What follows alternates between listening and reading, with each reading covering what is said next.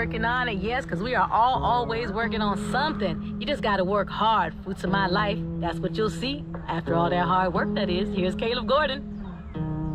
Somewhat along the race, whatever we're calling it, but 2 free months, I don't know. So I now think, and I look at my friend, like, my boyfriend's a car, right?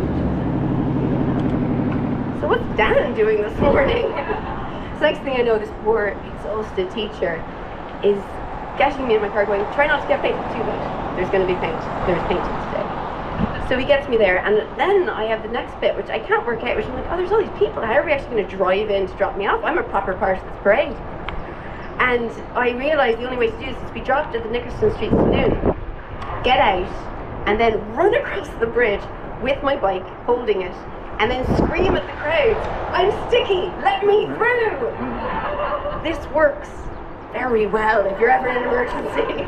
People scatter.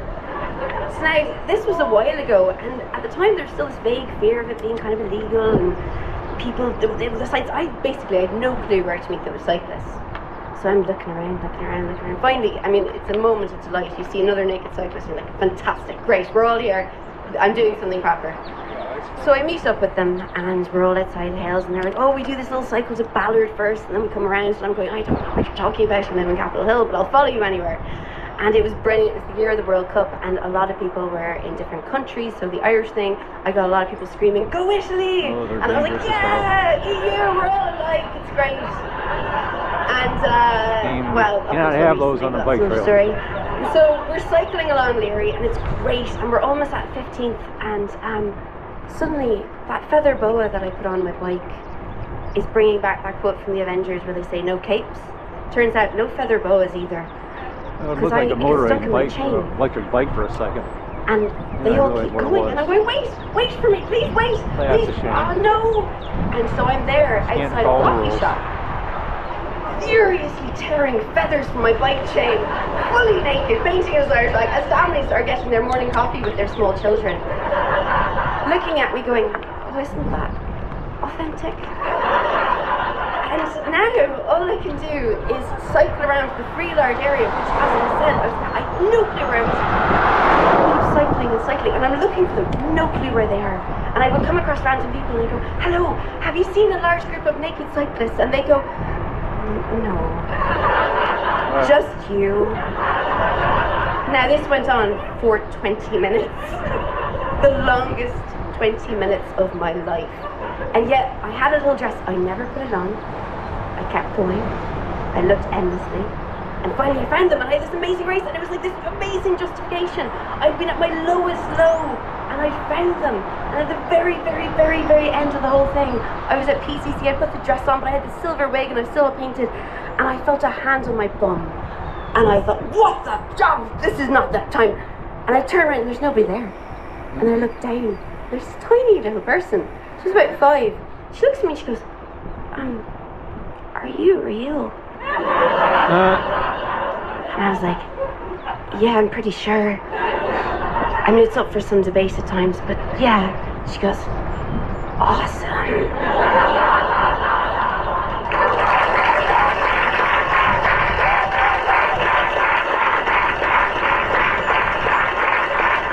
That was Evie O'Reilly. Evie says that in addition to the Fremont Solstice Parade, she has also appeared naked on a bike in a Flaming Lips video, Watching the Planets. She says she'd like to give a shout out to Wayne Coyne for normalizing and empowering nakedity, and poor Russ for helping with that first paint job, and all her friends who have helped in the years since.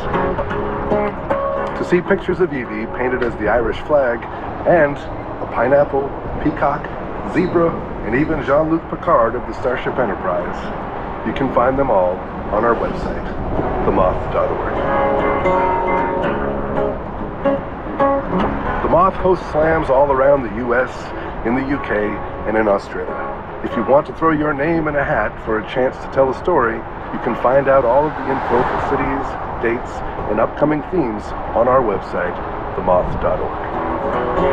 The Moth finds a lot of storytellers from our Story Slam series, but if you have a story you'd like to share and there isn't a slam in your area, you can always pitch us. Just go to our website, themoth.org, look for Tell a Story, We will find all the info for how to leave a 2-minute pitch. That's it for this episode of the Moth Radio Hour. We hope you'll join us next time. And that's the story from the Moth.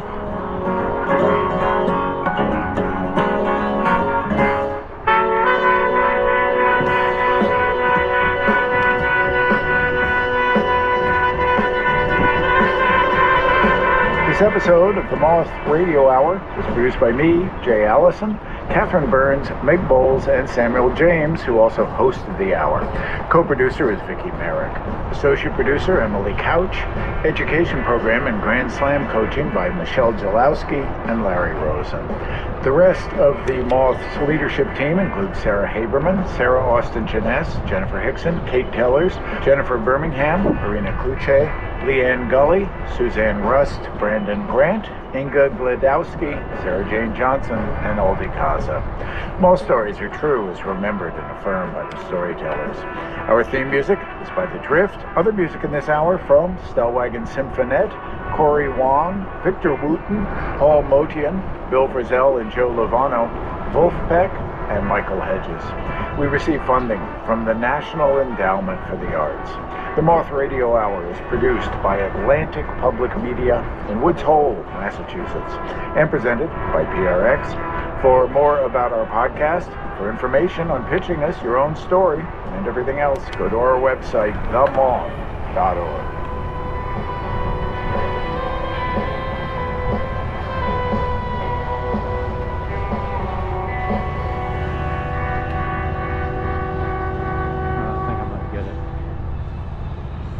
Doesn't need to know about it. On the next Radio Lab, I can't sleep. I'm not totally sure why I'm awake. we stay up all night. It's 1:41 in the morning. I can hear the clock ticking. Connecting with you through our insomnia hotline. Even though I'm tired, I just want to stay up just because all of the other hours work for somebody else. That's on the next Radio Lab. I would very much love to talk. Sunday afternoon at 1 on 89.7 NPR News. Support comes from Olds & Associates, LLC, who believes Central Ohio deserves the thought-provoking quality radio programming heard on 89.7 NPR News and is proud to support the Moth Radio Hour. Olds & Associates CPAs, online at oles-cpa.com. This is WOSU FM and HD1 Columbus, 89.7 NPR News. Global, local. Some say that there is a force to our thoughts, to our words. They say that even if we don't know it, even if we don't believe it, that we will get back from the universe what we put in, and that saying a thing out loud may have more power than we imagine. But what you think you're putting out there and what the universe is responding to, well, those may be two very different things. Today on Snap Judgment, we proudly present Be Careful What You Ask. Snap Judgment, storytelling will repeat right after this short break. Snappers, stay tuned.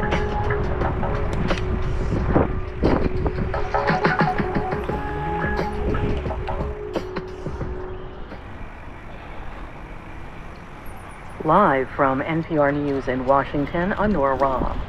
The Biden administration says it will keep fighting to keep a widely used abortion pill on the market. The White House issued a statement after the Supreme Court temporarily halted a Texas judge's ruling that had suspended the use of mifepristone. NPR's Windsor Johnston has more. The White House says it will continue to stand by the FDA's evidence-based approval of mifepristone and continue to support the FDA's authority to review, approve, and regulate a wide range of prescription drugs. The White House added that the stakes of the fight couldn't be higher in the face of ongoing attacks on reproductive rights. The Biden administration and the manufacturer of mifepristone have asked the High Court to intervene, so for now the pill remains available nationwide. NPR's Windsor Johnston reporting. There are international calls for Call Me Sudan as violence in Khartoum spreads, with opposing military leaders accusing each other of staging a coup. NPR's Amy Held reports a doctor's group there says at least 3 people have been killed so far and dozens more injured. Gunfire erupted Saturday, starting at military bases around the capital and spreading to the presidential palace, airports, and across the country. The Sudanese army and a powerful paramilitary group are fighting each other, each led by a general who effectively made up the leader and deputy leader of Sudan, their family, and backed by tens of thousands of troops. The violence is disrupting internationally backed efforts to finally achieve peace and a civilian-led government in Africa's third-largest nation, 2 decades after the genocide in Darfur and 4 years after the decades-long authoritarian rule of Omar al-Bashir. The U.S. Secretary of State and the UN Secretary General are calling for the violence to stop. Amy Held, NPR News. The French Constitutional Council has approved an unpopular overhaul of the pension system, despite extensive nationwide strikes and protests. Jake General reports French President Emmanuel Macron enacted the law immediately. Macron waited only a few hours after the Constitutional Council gave the green light to sign and stamp the text into law. The new pension reforms will go into effect September 1st. Although protesters objected primarily to raising the retirement age, they are particularly outraged that Macron used his special constitutional power to force legal reforms after months of legislative debate failed to pass the bill. Macron has invited labor unions to a meeting next week. Unions have vowed not to budge until the government reverses the reforms entirely. NPR News, I'm Jake General in Paris. British nurses have rejected the latest wage offer, saying the 5% increase is not enough to compensate for higher inflation. They say they'll stage a 48-hour strike starting April 30th. Meanwhile, British doctors ended a 4-day strike today. This is NPR. A 5-day strike at Rutgers University is over. Unions representing professors, part-time lecturers, and graduate student workers have reached a tentative agreement on a framework for new contracts. Union officials say there will be significant pay raises as well as more job security for adjunct and non-tenure track faculty. This was the first such job action in the 257-year history of the New Jersey University. The NBA playoffs first round begins today with 4 games. New York plays Cleveland, while Eastern Conference favorites Boston and Philadelphia also are in action. In the West, the defending NBA champion Golden State Warriors begin what's expected to be an entertaining series against surprising Sacramento. NPR's Tom Goldman reports. The scuttlebutt is you don't want to play Golden State in the postseason, and you do want to play Sacramento. The Warriors had an inconsistent regular season, but they're healthy and feared for a championship pedigree that's earned them 4 titles in the last 8 years. Sacramento ended a 16-year playoff drought with the league's best offense, but the Kings' postseason inexperience is considered a liability. Sacramento's head coach Mike Brown was a Golden State assistant last season, which he doesn't consider an advantage. And a lot of people have said that Mike's familiar with the Warriors well. I bet they're just as familiar with us and myself as we are with them. Tom Goldman, NPR News. The Philadelphia 76ers are playing the Brooklyn Nets now. Boston takes on Atlanta later today. I'm Nora Rahm, NPR News. Support for NPR comes from NPR stations. Other contributors include the estate of Joan Beacon, whose bequest serves as an enduring investment in the future of public radio, and seeks to help NPR produce programming that meets the highest standards of public service in journalism and cultural expression. Support for Snap Judgment comes from Progressive Insurance, offering drivers a range of coverage and price options to choose from for auto insurance since 1937. More at Progressive.com or 1-800-PROGRESSIVE.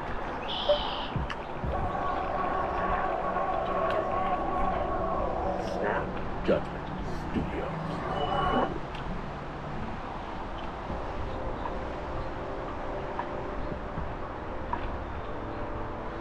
Back in the day, my girlfriend at the time, she's got some friends. And they're all kind of woo-woo or whatever.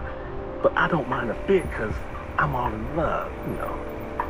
And these friends are crazy. They're crazy into this pamphlet taking over every bookstore, every health food shop, and every yoga studio in the country. It's called The Secret, right? And The Secret says there's this thing. It's called the law of attraction. What Barbara put into this trust was her love of cats. she dedicated her $200,000 to, quote, providing shelter, food, and health care for all the abandoned and unwanted cats in the town of Dixfield. In other words, those stray cats in Dixfield, they had suddenly become very, very rich. And that is when all the trouble began. Barbara's will sparked this messy, long legal battle that dragged on for more than a decade. And along the way, the cat fortune seemed to just disappear. I gotta go down there with this. Hello and welcome to Planet Money. I'm Jeff Blow. Watch this, going to carry it down there. Trusts are a way for the dead to control vast amounts of money and land. Basically, forever. And that's actually a very weird arrangement. It even used to be illegal. Because forever, that can get complicated. As in the case of Barbara Thorpe's $200,000 cat fortune.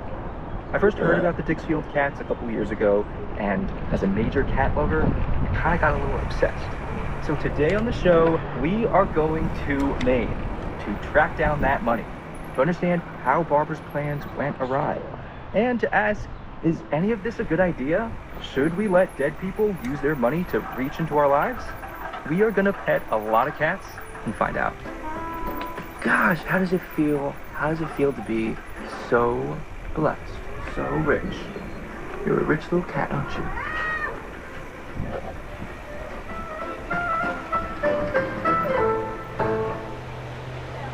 Support for NPR comes from this station and from Keeper, a password manager designed to keep passwords secure and protect against cyber attacks. Websites and app logins are accessible across devices, and passwords are shareable. More at keepersecurity.com. This is NPR. When Barbara Thorpe left her $200,000 fortune to the stray cats of Dixfield, Maine, it's not like some attorney was going to track down these cats and present them with suitcases full of cash and fancy feast. The money needed to go to humans who would take care of the cats. And the most obvious candidates were the cat ladies of Dixfield. They were this tight-knit group, and their ringleader was a woman named Brenda Jarvis. And okay, yes, everybody in the story apparently has a name that starts with the letter B, but from here on out, you just have to keep two of them straight. Barbara was the one who gave her money to the cats of Dixfield, and Brenda was the chief cat lady of Dixfield. So we went to go see her. Hi. Mind you, I've never been back here. Some of these trails, so I don't. 100% familiar as to where they go. She is small and skinny with wispy white hair.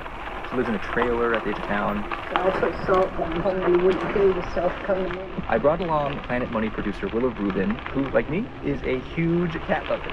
And when we walked into Brenda's home, we were not disappointed. 1, 2. Here. We're all coming out. Here are 4 babies right over here. Hi, sweet kids. This is my paradise. A cat on every couch cushion. Come on, cat. Brenda is committed to this cat lady life. She's got a litter box in her bedroom next to a picture of Jesus. She shows us framed photos of cats that don't even belong to her. Brenda says she's only looking after 11 cats these days. She's downsizing. But until recently, she was caring for dozens and dozens of the town's strays. She had turned her parents' trailer, after they died, into a cat sanctuary. Everybody in town knew that cat trailer. Everybody in town knew Brenda. I gotta tell you, one evening, it was Halloween. Snowing at that time, Halloween. It was wicked cold. And of course, every kid in town came to the trailer to see the cat lady and all her cats. One group of kids told her they'd just seen a woman throwing some cats out into the road. I got in my car and I went down. I knocked on their door. I said, you give me your mother cat and those kittens right now, or you are going to go to court. Oh, I threaten people. I threaten people. You're the Lady Justice of the cats. I am.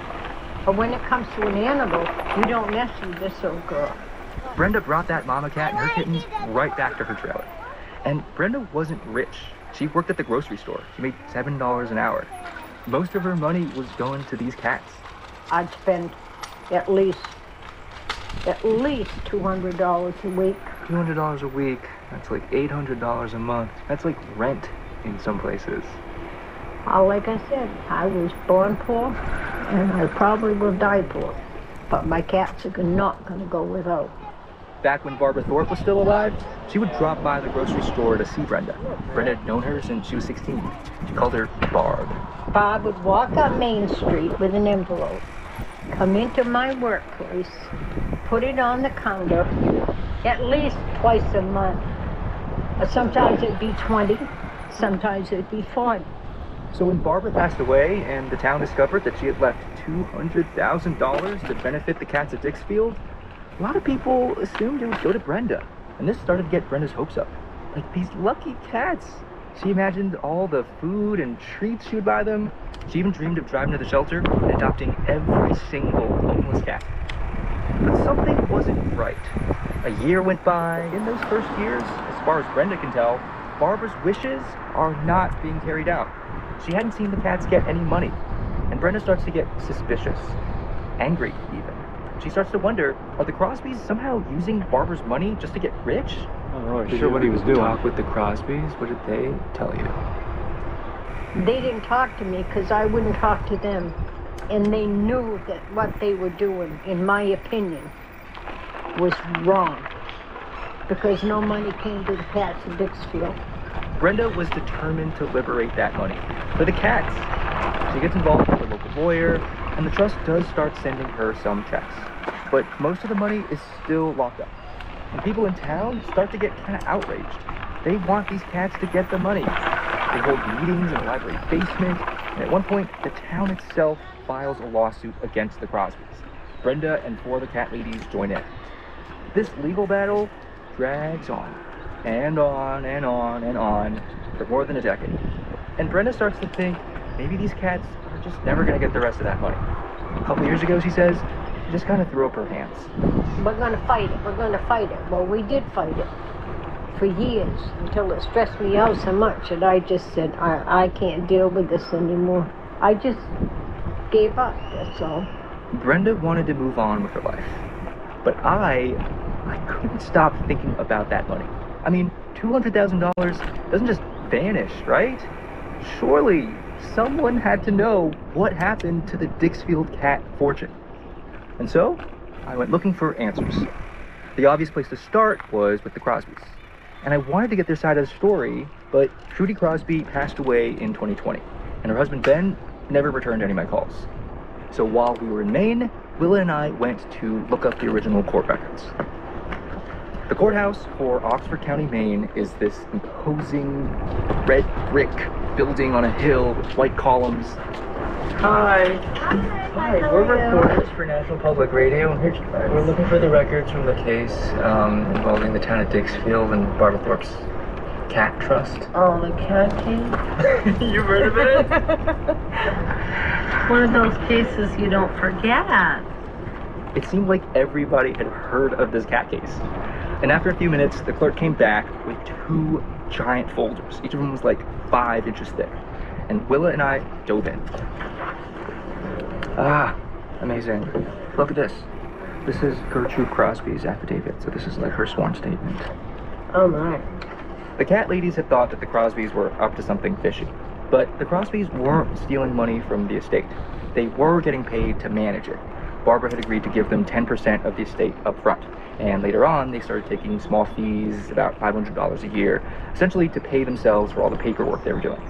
The court found at one point that they had overpaid themselves by a few $1,000s, but the Crosbys had left most of Barbara's money untouched. So why weren't they spending that money on cats? From the records, we got Trudy Crosby's side of the story. So she believed the best use of the trust might be to invest the funds and use the income and principal to purchase or construct a building for the cats. The Crosbys, they wanted to build a cat shelter in Barbara's memory. That is why they were holding on to that money. But that shelter was never built. And the records, they hint at a perfectly reasonable explanation. It's hard to build and administer an entire cat building shelter, right?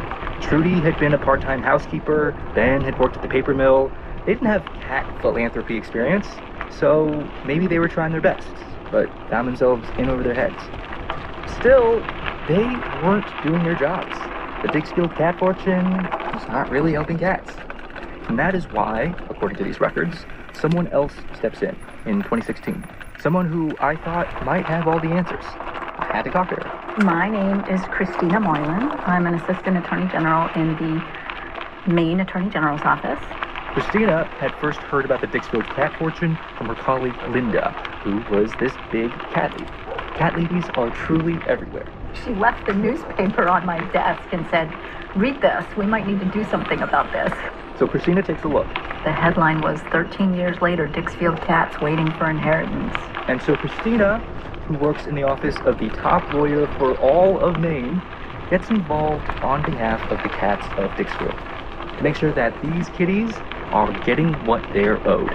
When I talked to Christina Moylan, who is an assistant attorney general in Maine, she told me that she deals with disputes involving charitable trusts like all the time.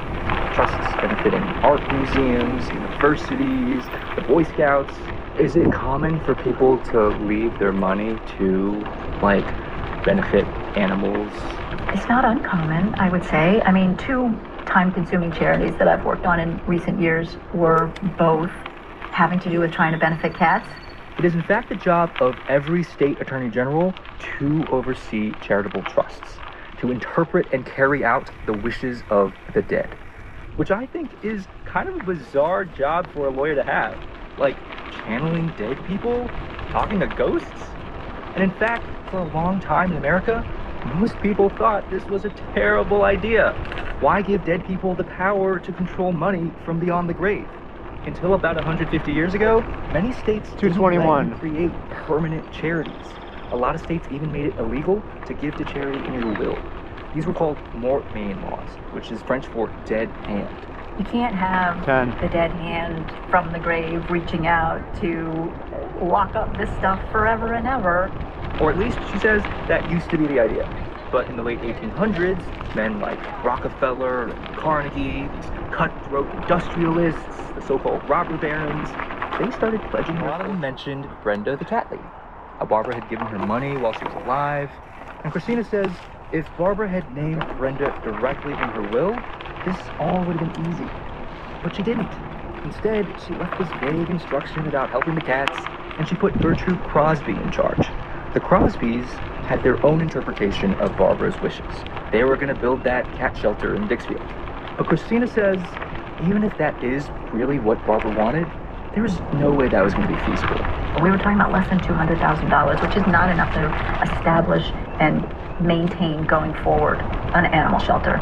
This brings us to problem number 2 with these forever charitable trusts. People die, and the world moves on. Things change. What some dead person wanted 5, 50, 150 years ago, well, that might not make sense anymore. Here is a really famous example.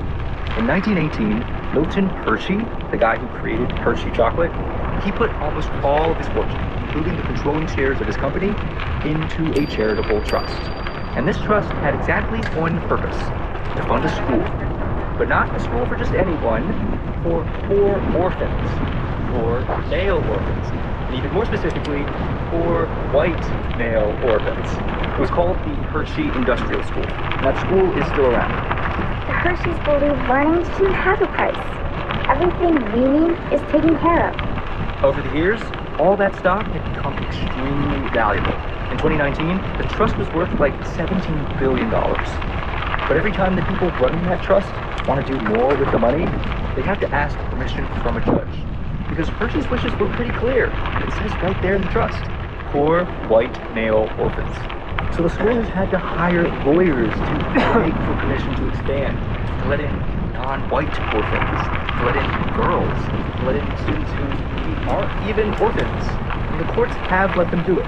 There's a fancy legal term for this. It's called si près, which is French for, yeah, close enough. They have to balance what the philanthropists, what the grantors want to do with their money with what's realistic over time.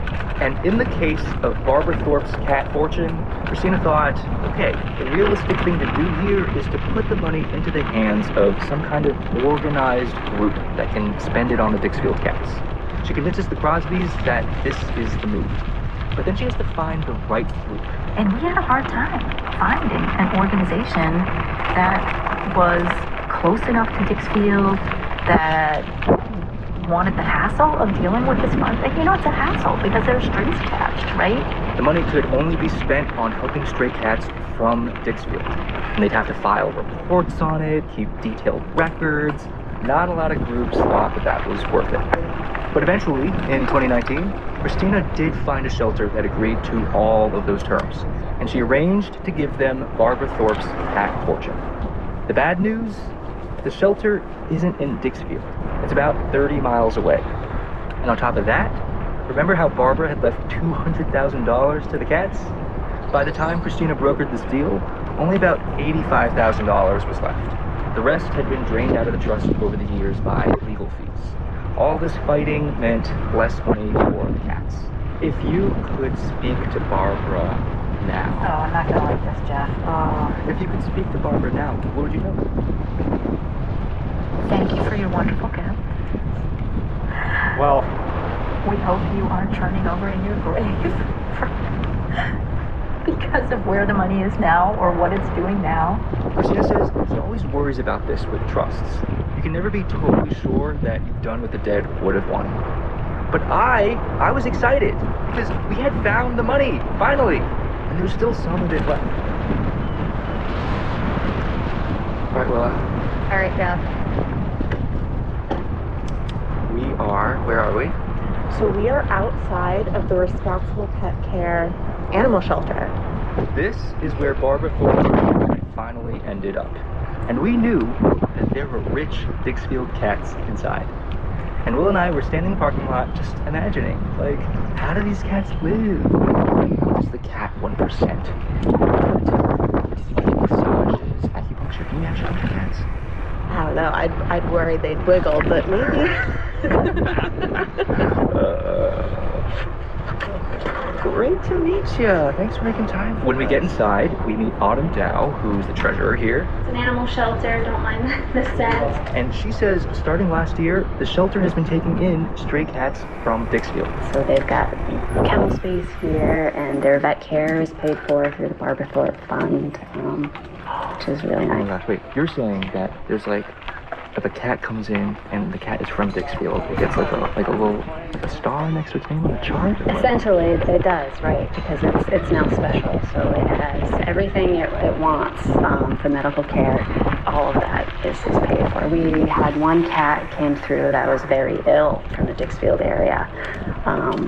That cat got lots of vet care. So how much did you spend on that one cat? Several thousands of dollars. Yeah. Obviously, we had to go see these little high rollers right away.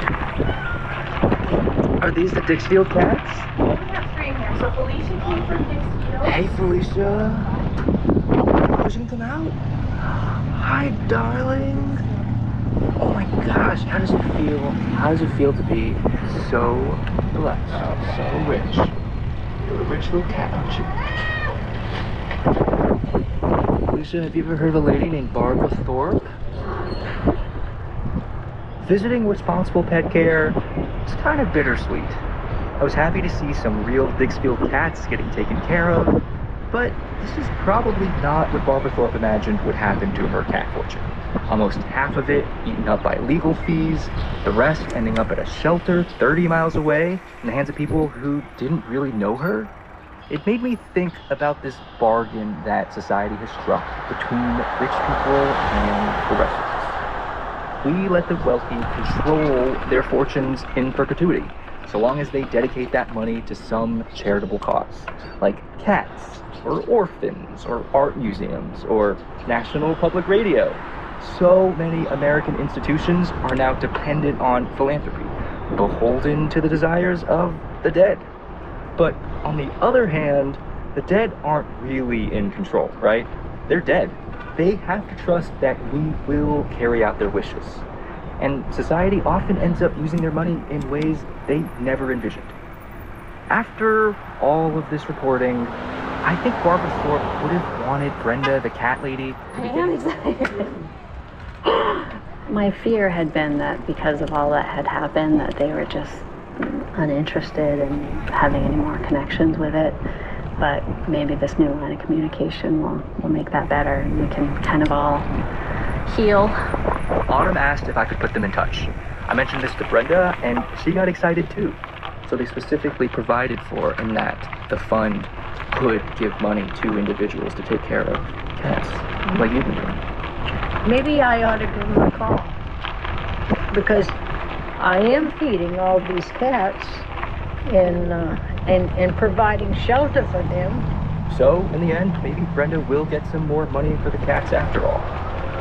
At the end of our conversation, Brenda told me that when she dies, she is not going to try to control her money from beyond the grave. She's leaving her home, her farmhouse, all of her cats directly to a couple friends in town. No strings attached. Technically, they can do whatever they want with it. But those friends, they're cat ladies too. And so Brenda feels like 232. She can trust them. 20.5 miles. This episode was produced by Willa Rubin with help from Dave Blanchard. It was engineered by Josh Newell. Sally Helm edited the show, and Sierra Juarez checked the facts. Jess Jang is Planet Money's acting executive producer. A very, very special thanks to Becky McDonald, who runs the River Valley Animal Advocates, helps out a lot of cats in that part of Maine, and to my friend Hannah Hussey. She is a proud Mainer, and she was the one who first told me about these cat ladies many, many years ago. I'm Jeff Well. This is NPR. Thanks for listening. Guy Raz, you are here to tell us what's coming up next on How I Built This. Yes, indeed. Thank you, Willa. So today we're going to meet Nosire Yassin, who built a content creation empire after traveling around the world for 8,000 days. I didn't know this would be this big. I just was frustrated, and I just wanted to see the world and tell the world what I see without filters. I had a belief that if I could find one person to like my video, I'm pretty damn sure I could find 100. If I could find 100, I'm pretty damn sure I could find 1 million. And if I can find 1 million, I'm pretty damn sure I can find 100 million. Now, that was my first belief. My second belief was, if I can get the attention of 1 million people, it is very easy to make $1 million. Stick around after the break for more of my conversation with Nosire Yassin. I'm Maria Hinojosa, next time on Latino USA, the first episode of our two-part special, Head Down. We'll dive into the long history of abuse, and in particular, wage theft at the government-sponsored H-2A visa program. You're literally buying people to come do terrible work. That's next time on Latino USA. Join us tonight at 8 on WKSU. WKSU Idea Stream Public Media is your source for NPR news and information, and we are supported in part by members like Audio Technica, a designer and manufacturer of high-performance audio equipment, including headphones and turntables with Bluetooth wireless technology. More information at audio-technica.com. Did you know you can become an Idea Stream Public Media member for just $5 a month? And when you do, 2 great member benefits come your way. A digital monthly program guide with listings for all of IdeaStream's broadcast channels, and access to IdeaStream Passport. With Passport, you can stream hundreds of local and national PBS programs on your Roku, smartphone, tablet, or computer. Become a member today by visiting ideastream.org/donate. Support for NPR comes from this station and from Made In Cookware, partnering with chefs like Tom Colicchio to bring professional-grade cookware to restaurants and home kitchens. Their cookware can be found at madeincookware.com. And from Indeed, a hiring platform for helping businesses attract, screen, and interview candidates to fill job openings, all from their employer dashboard. More at Indeed.com/NPR. And from the John D. and Catherine T. MacArthur Foundation at macfound.org. Hello and welcome to How I Built This. I'm Guy Raz. My guest today is Nosire Yassin. He's probably best known as the creator behind Nas Daily. Nosire started Nas Daily in 2016, right around the time he quit what he calls a mind-numbingly boring job as a software developer. Nosire decided to travel the world on a fixed budget and create a 1-minute daily video for 1,000 straight days. Over time, he picked up more than 40 million followers on Facebook. Today, he's turned his brand into a multi-dimensional media business.